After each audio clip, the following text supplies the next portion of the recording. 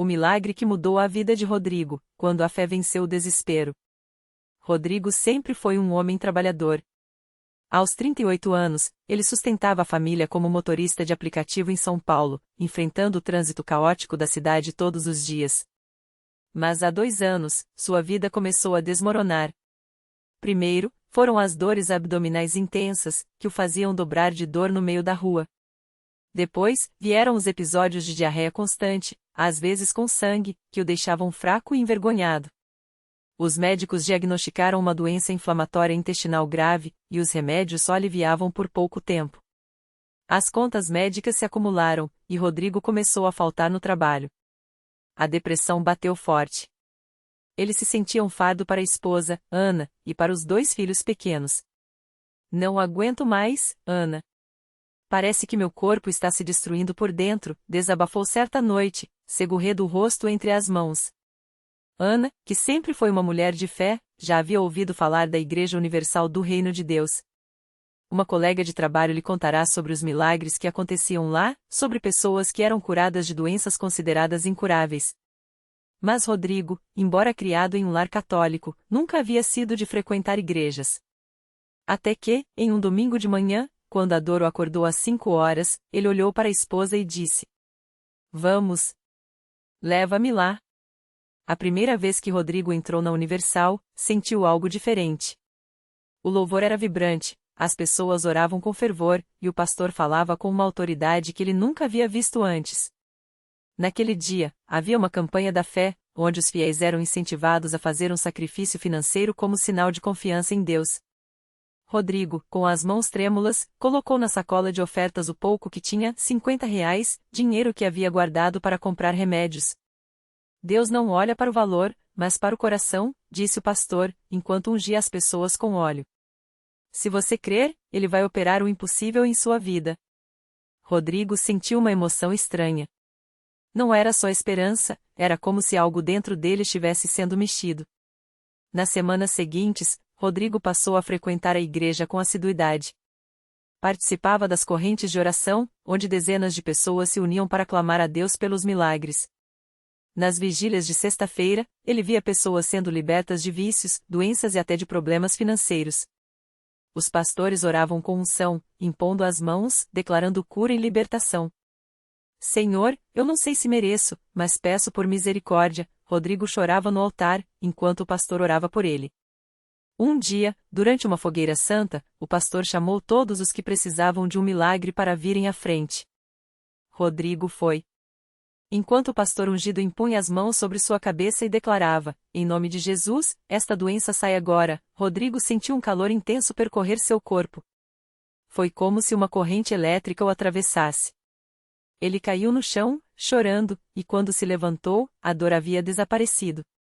"Glória a Deus!" gritou o pastor. Mais um milagre no meio da igreja. Rodrigo não acreditava. Passaram-se os dias, e as dores não voltaram. Ele voltou ao médico, que, após novos exames, ficou estarrecido. "Não tem mais sinal da doença. É como se nunca tivesse tido." O milagre não parou por aí.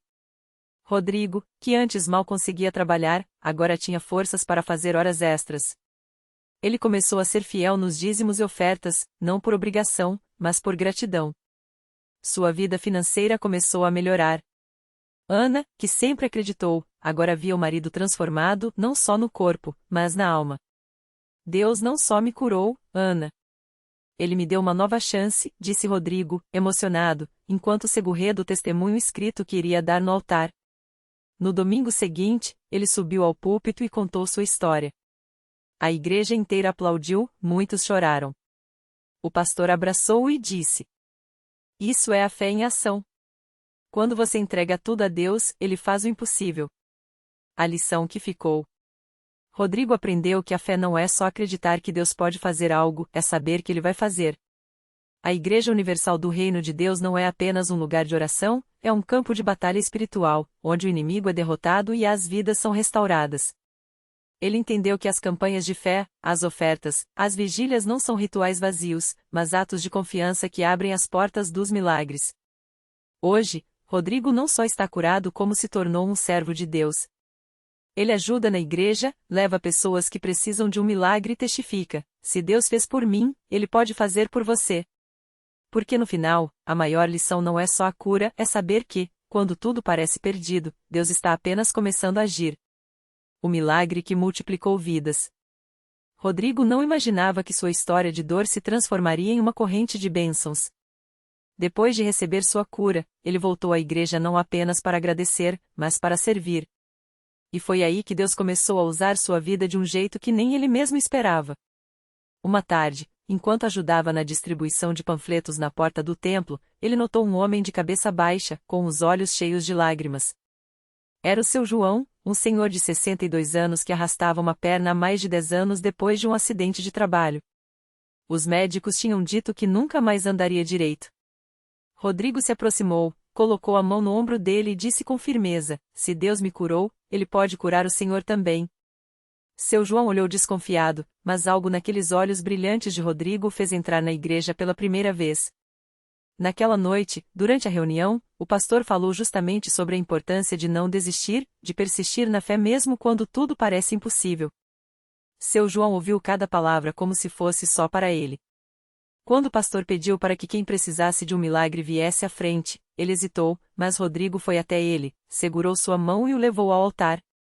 Deus não faz acepção de pessoas, declarou o pastor, enquanto impunha as mãos sobre a perna atrofiada de seu João. O que ele fez por Rodrigo, ele fará por você. A igreja inteira começou a clamar em oração. De repente, seu João sentiu algo quente percorrer sua perna, como se uma corrente elétrica o atravessasse. Ele tentou mover o pé, e conseguiu. Devagar, mas conseguiu. Os gritos de alegria tomaram conta do templo. Seu João começou a chorar, andando de um lado para o outro, sem muletas, sem dor. Glória a Deus, ele gritava, enquanto abraçava Rodrigo. Você tinha razão, meu filho. Deus não desistiu de mim. Mas a história não parou por aí. A família que encontrou a esperança. Poucos dias depois, Rodrigo recebeu uma ligação desesperada. Era Dona Maria, uma senhora que ele havia conhecido na igreja. Ela contava, entre soluços, que sua neta de 7 anos, Sofia, estava internada há semanas com uma doença rara nos rins. Os médicos já tinham dito que só um transplante salvaria a menina, mas não havia doadores compatíveis. Rodrigo, você disse que Deus faz milagres, por favor, ore por ela, pediu Dona Maria. Rodrigo não pensou 2 vezes. Naquela mesma noite, ele reuniu um grupo de intercessores na igreja. Eles oraram com unção, declarando que a vida de Sofia seria restaurada. No dia seguinte, Rodrigo foi ao hospital com um pastor. Quando chegaram ao quarto da menina, encontraram os pais abatidos, mas com uma faísca de esperança nos olhos. Nós vamos orar por ela, disse Rodrigo, com a mesma convicção que tinha sentido no dia de sua própria cura. Enquanto impunham as mãos sobre a pequena Sofia, que estava fraca e conectada a aparelhos, o pastor começou a declarar: em nome de Jesus, os rins dessa criança são restaurados agora. Rodrigo, de olhos fechados, viu em seu coração a imagem de Sofia correndo, saudável. De repente, os monitores começaram a apitar. Os médicos entraram correndo, preocupados, mas para surpresa de todos, os exames mostravam uma melhora inexplicável. Os níveis que estavam críticos começaram a se normalizar diante dos olhos de todos. 3 dias depois, Sofia recebeu alta. Os médicos não tinham explicação médica, mas Dona Maria sabia: foi Deus. Foi a oração dessa igreja, ela testificava, abraçada à neta que agora brincava pelo corredor do hospital. O chamado que se tornou missão. Rodrigo percebeu que sua cura não era só para ele. Era um chamado. Toda vez que ele contava sua história, pessoas se aproximavam, buscando esperança. Ele passou a participar das campanhas de fé com ainda mais dedicação, levando doentes, desempregados, famílias destruídas. Viúvas que recuperavam a alegria, viciados que se libertavam, casais que se reconciliavam. Cada milagre reforçava sua certeza: a Igreja Universal não era apenas um lugar de pregação, era um hospital das almas, um refúgio para quem não tinha mais para onde ir. Um dia, enquanto ajudava em uma vigília, Rodrigo conheceu o Carlos, um jovem que havia perdido tudo por causa das drogas. Já tentei de tudo, mas não consigo parar, confessou, com as mãos trêmulas. Rodrigo olhou nos olhos dele e disse: Você não precisa de força de vontade. Você precisa de Jesus. Naquela noite, Carlos entregou sua vida a Deus. Hoje, ele é um obreiro na igreja, livre das drogas, e ajuda outros a encontrarem o mesmo caminho. A igreja que não desiste de você. Rodrigo aprendeu que os milagres não são coincidências. São respostas a uma fé que não desiste. A Igreja Universal não é um lugar para espectadores, mas para guerreiros. Cada oferta é uma semente, cada oração é uma arma, cada testemunho é uma prova de que Deus ainda opera hoje como operava nos tempos bíblicos. Agora, sempre que Rodrigo sobe ao púlpito para dar seu testemunho, ele olha para o público e diz: Se você está aqui hoje com um problema que parece não ter solução, saiba uma coisa: Deus não te trouxe até aqui para te abandonar. Ele te trouxe porque tem um milagre com o seu nome. E assim, a história de Rodrigo se tornou a história de muitos. Porque quando uma vida é transformada, ela se torna um farol para outras que ainda estão no escuro. E a luz da fé, uma vez acesa, não se apaga mais.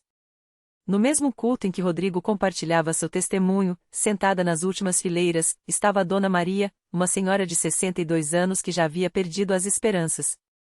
As mãos trêmulas seguiam o fio do terço enquanto ela ouvia cada palavra com lágrimas nos olhos. Seu filho, Lucas, estava preso há 3 anos por um crime que não cometeu. Todas as apelações tinham sido negadas, e os advogados já não respondiam mais às suas ligações. Até quando, Senhor? Ela sussurrava todas as noites, antes de adormecer com o rosto molhado de lágrimas. Mas naquela noite, algo dentro dela mudou. Quando Rodrigo falou sobre o milagre que não tem prazo de validade, Dona Maria sentiu um fogo acender em seu peito. Se Deus fez por ele, pode fazer por mim também, pensou. No final do culto, ela se levantou com dificuldade, apoiando-se no banco à frente, e foi até a frente do altar. Não tinha dinheiro para oferta, mas colocou nas mãos do pastor o único objeto de valor que carregava, uma aliança de ouro, herança de sua mãe, que guardava há décadas para uma emergência. Pastor, eu não tenho mais forças. Meu filho está preso injustamente, e eu não sei mais o que fazer. Mas se o Senhor disser que Deus pode libertá-lo, eu vou crer, disse ela, com a voz quebrada. O pastor orou com ela, impôs as mãos sobre sua cabeça e declarou: Em nome de Jesus, as portas da prisão se abrirão para Lucas. A justiça divina vai prevalecer, e o nome do Senhor será glorificado. Dona Maria saiu da igreja naquela noite com uma paz que não sentia há anos. Mas o que ela não sabia é que, naquele exato momento, a mais de 200 quilômetros dali, dentro de uma cela superlotada, Lucas teve um sonho. Ele viu um anjo segurar as grades de sua cela e, com um toque, transformá-las em pó. Quando acordou, ainda sentia o cheiro de enxofre no ar, como se algo sobrenatural tivesse acontecido ali. 3 dias depois, Dona Maria recebeu uma ligação que quase a fez desmaiar. Era um advogado que ela nunca tinha visto antes, dizendo que novos documentos haviam sido encontrados no processo de Lucas, provando sua inocência. A audiência foi marcada para daqui a uma semana. Desta vez, ele vai sair, disse o homem, sem explicar como aquelas provas haviam aparecido do nada. No dia da audiência, o juiz, depois de analisar os documentos, bateu o martelo e declarou: por falta de provas e diante das novas evidências, o réu Lucas Silva é inocente e está livre para ir embora. Quando Lucas saiu do fórum, abraçou a mãe como nunca tinha abraçado antes. Mãe, eu tive um sonho estranho 3 noites atrás. Era como se Deus estivesse me dizendo que eu ia sair, confessou ele, sem saber que sua mãe já conhecia aquele milagre de perto. De volta à Igreja Universal, Dona Maria subiu ao púlpito com Lucas ao seu lado. Ela segurou a aliança que havia oferecido, que misteriosamente voltou para suas mãos dentro de um envelope sem remetente e contou tudo o que Deus tinha feito. Eu quase desisti, mas Deus não desistiu de mim. Ele não só libertou meu filho, como me deu de volta o que eu havia entregue a ele. Isso é poder de Deus, declarou, enquanto a igreja inteira explodia em glórias e lágrimas. E assim, mais uma vez, o altar da Universal se tornou o palco de um milagre que não podia ser explicado pela lógica. Porque quando a fé encontra a obediência, Deus move céus e terra para mostrar que Ele ainda é o Deus dos impossíveis. E para quem duvida, basta olhar para Rodrigo, para Dona Maria, para Lucas, e para tantas outras vidas que, como faróis, iluminam o caminho de quem ainda não encontrou sua vitória. Porque na Igreja Universal, milagre não é história do passado. É notícia de hoje, é testemunho vivo, é a prova de que, quando alguém clama, Deus responde, e Ele sempre responde no tempo certo. Naquela mesma noite, enquanto o testemunho de Dona Maria ainda ecoava pelos corredores do templo, uma jovem chamada Ana Clara entrou pela porta dos fundos, arrastando os pés como se carregasse o peso do mundo nas costas. Seus olhos estavam inchados de tanto chorar, e as mãos tremiam ao segurar um papel amassado, a carta de demissão que havia recebido naquela manhã. Mas uma porta se fecha, pensou, enquanto se sentava no último banco, tentando se esconder das olhares. Ela não era nova na igreja. Já havia ouvido centenas de testemunhos, já havia visto pessoas sendo libertas, já havia até mesmo sentido uma paz momentânea nos cultos. Mas dessa vez era diferente. O desespero era tão grande que até a fé parecia ter secado. Deus, se o Senhor existe mesmo, por que tudo desmorona na minha vida? Sussurrou, enquanto lágrimas quentes escorriam pelo seu rosto. Foi então que a voz do pastor cortou o ar como um raio de esperança. Hoje não é noite para desistir. Deus está aqui para fazer o que nenhum homem pode fazer. Ana Clara levantou a cabeça, quase sem querer, e seus olhos se encontraram com os de uma irmã da igreja que, sem dizer uma palavra, estendeu a mão e a puxou para frente, em direção ao altar. Não é só pela demissão, pastor, ela confessou, quando finalmente se ajoelhou diante do altar. É pelo meu filho. Ele está doente, os médicos não dão esperança, e eu não tenho mais dinheiro nem para os remédios. As palavras saíram entre soluços, e o templo inteiro pareceu conter a respiração. O pastor colocou as mãos sobre sua cabeça e começou a orar com uma autoridade que fez até os demônios tremerem. Em nome de Jesus, eu determino que essa maldição se quebre agora. O Deus que abriu o Mar Vermelho, que ressuscitou Lázaro, que libertou o filho de Dona Maria ontem à noite, é o mesmo Deus que está aqui hoje. E ele não muda. A doença sai, a dívida some, a porta se abre, porque o Senhor é Jeová Jiré, o Deus que provê. Ana Clara sentiu algo estranho acontecer dentro dela. Não foi só emoção, não foi só alívio. Foi como se uma corrente elétrica percorresse seu corpo, tirando dela todo o cansaço, toda a dúvida. Quando ela abriu os olhos, não havia mais lágrimas. Havia uma certeza. Uma fé que ela não sabia que ainda existia dentro dela. 3 dias depois, Ana Clara voltou à igreja, mas dessa vez não era para chorar. Era para agradecer. Em suas mãos, segurava um envelope com uma proposta de emprego em uma empresa melhor, com salário maior do que ela jamais sonhara. E no bolso, o laudo médico do filho, alta por melhora significativa. Exames normais. Eu não tenho palavras para explicar, ela disse, segurando o microfone com mãos que já não tremiam mais. Eu vim aqui quebrada, sem esperança, achando que Deus tinha me abandonado. Mas ele não só me ouviu como adiantou a minha bênção. O médico disse que a melhora do meu filho foi inexplicável. Mas eu sei que tem explicação, sim, o nome dela é Jesus. A igreja explodiu em glórias. Gente que nem conhecia Ana Clara chorava como se fosse família. Porque ali, mais uma vez, o impossível tinha se tornado real. Não por acaso, não por sorte, mas porque alguém teve coragem de se ajoelhar, de entregar o pouco que tinha e de confiar que Deus faria o resto. E assim, a Universal seguia sendo o lugar onde a fé ganhava endereço. Onde as lágrimas de dor se transformavam em sorrisos de vitória. Onde Deus, todos os dias, provava que não é mito, não é lenda, é real. E que, para quem crê, não existe a sem saída. Existe apenas um Deus que está sempre preparando a próxima surpresa. Ana Clara saiu daquele culto com o coração tão cheio que parecia que ia transbordar. Segurava a mão do filho, que agora corria pelo corredor da igreja, rindo, pulando, como qualquer criança de 6 anos. Sem dor, sem febre, sem nenhum sinal da doença que quase o levou. Os médicos ainda coçavam a cabeça, mas ela não precisava de explicações científicas. Tinha visto com os próprios olhos, onde a medicina disse não tem jeito, Deus disse eu tenho. No domingo seguinte, ela voltou à Universal com uma missão. Não era mais só para pedir, mas para agradecer. E para levar alguém que precisava desesperadamente de um milagre, sua irmã, Patrícia. As duas sempre foram próximas, mas nos últimos meses, Patrícia tinha se afastado. Depois de um divórcio dolorido, ela mergulhou em dívidas, depressão e uma amargura que parecia não ter fim. Deus não existe, Ana. Se existisse, não teria deixado minha vida virar esse lixo, ela dizia, toda vez que a irmã tentava conversar. Mas naquela manhã, Patrícia estava ali. Não por vontade própria, mas porque Ana Clara não desistiu. Vem só uma vez. Se não mudar nada, pelo menos você tentou, insistiu.